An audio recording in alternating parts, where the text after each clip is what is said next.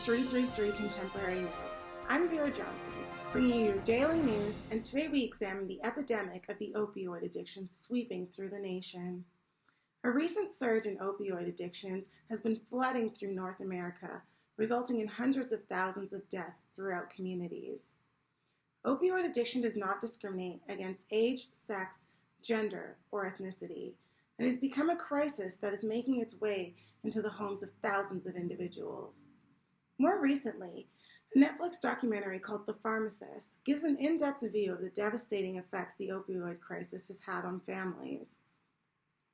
Based on a true series of events, this 4-part documentary shows a Louisiana pharmacist by the name of Dan Schneider, who is grief-stricken by the sudden death of his son, who was killed during a drug deal. This event jumpstarts Dan's investigation into his son's murder, eventually leading him to risk his own career as he tries to get to the bottom of the uprise in opioid use, and ultimately going against the powerful pharmaceutical companies behind it. Here with more on this subject is our sociologist specialist, Shanika Stephen. So, Shanika, can you elaborate on the sociological aspect of the opioid addiction that has seemingly been running rampant through our communities? Hi, and thanks for having me. So, from a sociological perspective, in terms of C. Wright Mills' theory and the opioid crisis, we have to consider key things. So, although Dan Schneider's son is one death, the number of deaths nationwide has to make us consider if this is a personal trouble, an issue just faced by an individual in their relation to others, or if this epidemic is a public issue. This refers to the larger societal framework, which transcends to a single individual's life. Mills would argue that this increase in addiction is actually due to a deeply rooted problem within our societal structure. So for us to truly understand problems as a public issue, we need to use what is called our sociological imagination. This takes us from looking at opioid addiction at the individual level, where we treat and view addicts and their addiction as being a personal failure, or psychological or a biological issue of that lone individual. And often we ostracize addicts, seeing it as a personal choice or as mere deviance. Here's where we lack using our sociological imagination by not realizing that this is a signal that there is a breakdown within the social makeup itself. Viewing it as a social problem means looking at what forces are at play within society, so the economy at a given time, the political climate, as well as cultural systems. So we take a look at unemployment rates, neighborhood disadvantages, and social organizations to gain a better understanding of the current social structure. It's also important to notice the availability of OxyContin. In the documentary of The Pharmacist, OxyContin was readily available throughout New Orleans, only requiring a pain prescription or knowing dealers around town. This raises the question of who truly is benefiting from this. And Mills would argue that it's big corporations, such as Purdue Pharma. He notes that America's structure of society is built in the form of a hierarchy, meaning power elites are dominating at the top, while the masses, the everyday individual, is at the bottom.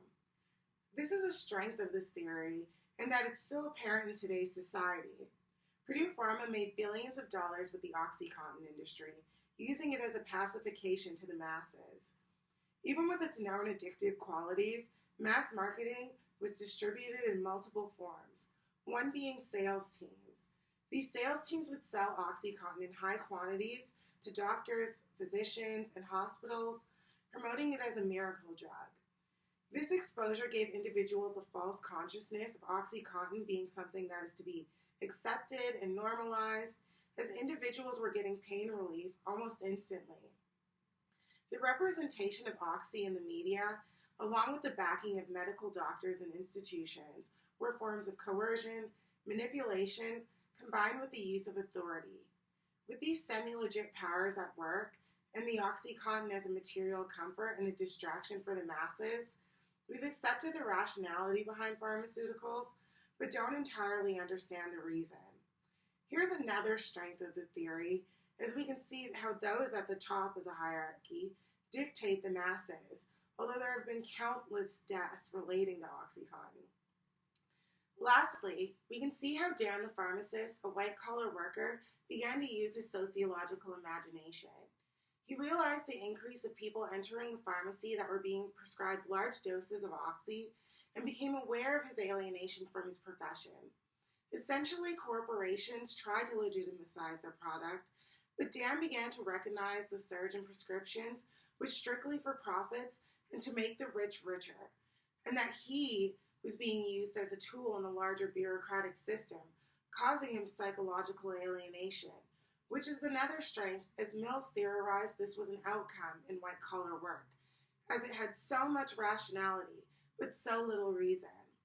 What he believed to be ethical created a sense of loss of his traditional values, ultimately having him experience status panic, which is described as the feeling of being oppressed, but being unable to identify the oppressor. It can be argued that he began to realize who his oppressor was when he began fighting back. He no longer wanted to be alienated from his customers, his product, or his profession. This theory, as we've described, has its advantages, and that we can still see that this hierarchy exists today. Corporations such as Purdue Pharma are still making billions of dollars for the sake of the scarce resource of money. Another strength is that drug use has always been around, but with the theory looking at it on a larger scale, we can see that societal factors can influence drug use and tend to be higher during times of social unrest. But no theory is without flaw. What this theory lacks is it downplays agency. As Mills says, the masses, when they come together, can create change in policies. But as we can see, Dan the pharmacist worked his way up the ranks, where now these companies are being sued and being held accountable for their injustice. Otherwise, the theory has incredible strengths and is highly useful when we see it, as we can see from our discussion relating to the documentary of the pharmacist. And that's all I have for you today. Thank you. That's it for tonight's news. Thank you again for joining us here on 333 Contemporary News. Once again, I'm Vera Johnson. Good night.